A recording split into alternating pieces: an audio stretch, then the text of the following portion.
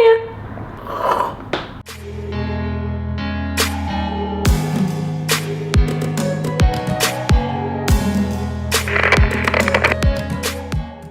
Hi guys, how are you? Are you good? Are you bad?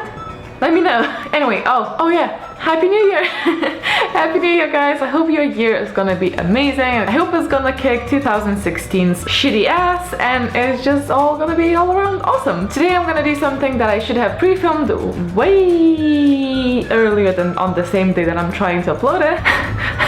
I'm doing my December's wrap-up and January's TBR. I will hopefully put some flashbacks somewhere here. Tiny Gintaria will appear from the past. You know how I said that I'm quite crappy with setting myself TBRs and then following them? Well, I'm damn proud of myself for this one. Not sure if that's gonna be a trend, but hey, that'd be cool. Future me. Anyway, so I'm really excited to share with you what I've read last month and what I'm planning to read this month to start the year off. So I think without further ado, let's just get into it. Reading Heartless by Marissa Meyer. I also saw this. Can you see it? Yay! I've done it! Heartless by Marissa Meyer. I will have a book talk about this because I had a lot of feelings, good or bad, you will see. But in like a good way. Like I still really enjoyed it. It was really extremely interesting. Look, I gave it 4 out of 5 stars, which is a lot of stars out of 5. Apparently I'm quite like picky with my 5 stars. A 5-star book is a 5-star book. Like it is a 5-star book. There was nothing particularly wrong with the book. It just wasn't a 5-star for me, but it was a definite 4-star. I won't babble too much about this. I have very complicated feelings that a lot of people basically called me a jerk for feeling. So I will make a video about those feelings so more people can call me a jerk for feeling that. Or maybe some people are gonna be like, hey, I felt the same way. And then I'll be like, thank fuck. Ding. Our Demon's Best Friends. And this is December's book for the book blog tour. It's by Diana Scott. Woohoo! This one also got 4 out of 5, but a very different sort of 4 out of 5. This was an absolute 100% pleasure read. This was, as I said in my review, which I'm gonna link down below, I found this to be literally like watching Grey's Anatomy. And I loved it. I love Grey's Anatomy. I loved this book. It was really entertaining and it was a really good read. It was so funny. 2 things that I really didn't like about this book are parts where I was clearly supposed to feel very sad and traumatized and sympathetic towards the characters. I just didn't do anything for me, which is fine. I wasn't really feeling sad. And the cover. I'm sorry, but the cover, man. Is The Stranger Game by Kylan Busby. I'm crap with names. This is the book that we got in the Book Box Club. And I've done it! I read the book for tomorrow's meeting of the Book Box Club. And it's The Stranger Game by Kylan Busby. Whoops. This book was actually inspired by a real story of a missing boy. I don't really want to tell what happened to the missing boy because it's sort of a spoiler for this story. No, if you Google, it's your own fault that you spoil it. Inspired by true crime case of Nicholas Barkley, a Texas boy who disappeared in 1994. I really enjoyed this book. Again, another 4 out of 5 for me. The story is told from 2 perspectives. The sister who was left behind after her sister disappears and the sister who disappeared. It goes back and forth and then at the end it sort of merges in a really nice way. I think the way this was tied and it just took a very unexpected turn that I absolutely loved. This is a very different book from any of the contemporaries that I read. I love it. Girls. It's written by Brian Bogan. I think that's how you pronounce his name. This is the same writer for the saga. Paper Girls. Now, as you might feel from my, vibe and face, this was surprisingly not a huge hit for me. 2 out of 5. The only thing I actually liked about this novel was the art style. It has a very pop art vibe and I love it. It's beautiful. I love the artwork. But I was so disappointed because I pretty much love everything by Brian Vaughan. He's one of my auto-buy authors for like graphic novels. Man, so this is about 5 12-year-old girls who just sort of witness something really peculiar happening that sounds like Armageddon, but it's more about time traveling. This was nothing but predictable. It was overall such a meh graphic novel. It also really bothered how the girls were speaking in this. It seemed like they were trying to be cool. One was smoking. It's a 12-year-old. Like, I understand the whole, what... I just don't know how to explain it. This was full of action, but it was just stupid. The girl seemed really gullible and just overall dumb as fuck. It was dumb and it annoyed me and it offended me somehow. So this is officially the first book on my channel that is now roasted. Roasted. Do I feel bad about throwing this on the floor now? A little bit, because I'm respectful of people's work.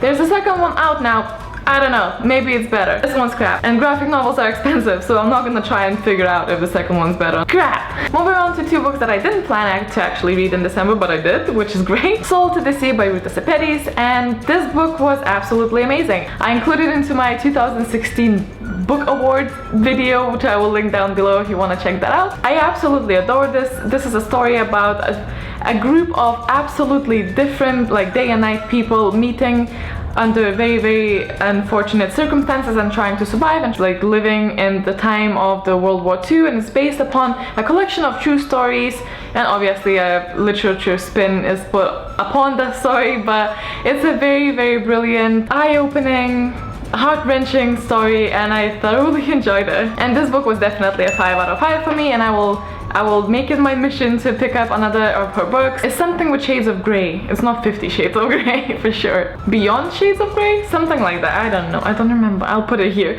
But I will make it my mission to read that one as well. And the last book that I read was Shadow and Bone by Leigh Bardugo. Oh no. I know this is a very beloved book by a lot of people on BookTube and a lot of people who watch BookTube and just a lot of people in general. It was 3 out of 5, maybe 2.5 out of 5. Even from what people usually say about this book. This is supposed to be a book based on Russian folklore. Let's agree to disagree. Like, I know I'm not Russian and I'm not an expert on Russian folklore, but I am familiar, being that I lived for 19 years very close to Russia.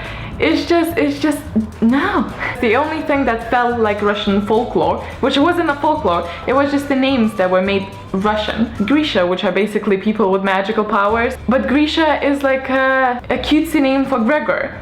And I'm just like, why would you call it that? I couldn't stop myself but cringe from reading that. I am assuming that sort of stopped me from properly enjoying the book. I think it's the plot and the main characters that annoy me, because I don't think I had a problem with writing. It was just the fact that the whole universe is based on something that is not actually based on it, and it's just like, it's close to it but not close enough, and it's just overall very distracting. Also, the main character was another stereotypical girl that has like brown hair, is skinny and thinks she's so unpretty. All of us have body issues, but she just seems like a gorgeous girl that doesn't feel gorgeous, and which is absolutely fair enough, but it's a fantasy novel. I don't think that this should be always, as a rule, put in a book. Do you know what I mean? I just it bothered me. Everything, it was about a guy. That girl didn't seem to have any really ambition. It felt very much like a contemporary disguised as a fantasy novel, disguised as something that's supposed to be based on Russian folklore. I think I just expected something powerful and something really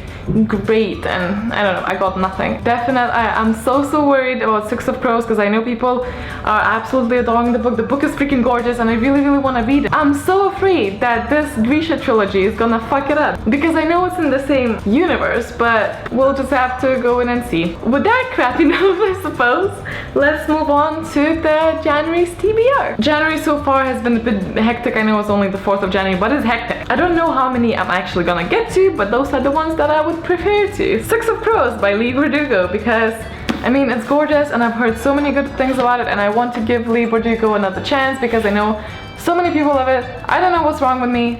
I just really didn't like Shadow and Bone. So please, can I love this one, because it's pretty and I want to be part of it. Yay! A little bit later than expected, but me and Jade from JD Ray Reads are trying to buddy read this together. We just started. We're sort of not doing great at the buddy reading part, but we'll get our shit together. We'll synchronize for it, and actually really enjoying it. I just need to sit and either catch up or let her know that she needs to catch up. I don't know, we need to communicate better. Like, it's funny, we talk every single day, but like, What? But since the holidays are out of our way, I'm sure we're gonna get to it and just gonna finish it this month or next month. I'm only like 40 pages in and I'm bloody loving this already. It's just so magical. It's so far literally everything that I want, and I'm sure it gets better. Next we have the book that I got in December's Owl Crate, and that's Of Fire and Stars. This is one of those rare fantasy books that actually talk about love and attraction being a spectrum instead of a category, which is so necessary. And why aren't there many more books about this? I don't know. I don't have much left of this. I am hoping to finish it today or tomorrow, depends when I have time. I am really enjoying it. It's very easy to read. It just flows. You really don't have to try too hard, and I think this is what's getting me, because it's just so relaxing. I don't know, it's a beautifully written book. I just love everything about it. And it's about a princess that had been promised to a king, and she had a contract from like 6 years old, and she's extremely clever, and she's just been raised to be a queen basically, and she meets this very unconventional princess, the sister of a king, and they just sort of get friendly, and then getting a bit too friendly, and you know, something else is happening. So I am at that very confusing moment of the book, and I cannot wait to delve into it. So I'm just gonna read this today because I really am enjoying this one. So this one will definitely be read in January. Next we have a book again that I got from the Book Box Club, Bone Gap by Laura Ruby, and I am not certain if I will get to this because The Night Circus is quite a big book. Six of Crows is not particularly small either, so I'm not sure how much time I will have, and blah blah blah blah, you know the drill. So, but I might try and get to this before the next Book Box Club meeting, because I love meeting the authors and speaking about their books with them. It's just so much fun. I don't necessarily know what this is about, but it looks very pretty. And last but not least is actually the first manga that I'm reading. This is Orange by Ichiko Takano, maybe, perhaps. Oh, it doesn't have pages, but I'm just this much in it. This is the first volume, and it's quite hefty, and it takes some time to learn how to read from right to left. I'm already in love with the story. I don't know what exactly is gonna happen, but we're following a group of students that are in high school, but the main character gets a letter from her future self warning her to not meet some guy, or if she does, then like not do other things, because from the future that she's right. I don't know.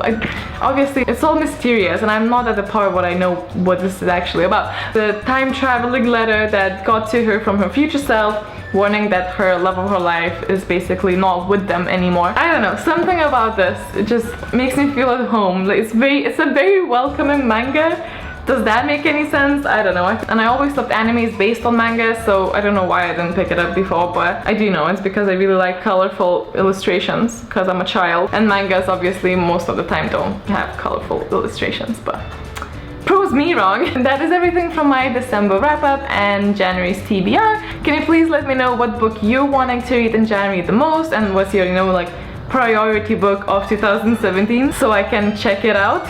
I hope you're having a great start of the year. I wish you all the luck in the world with your reading goals and your personal goals and whatever goals you have set for yourself.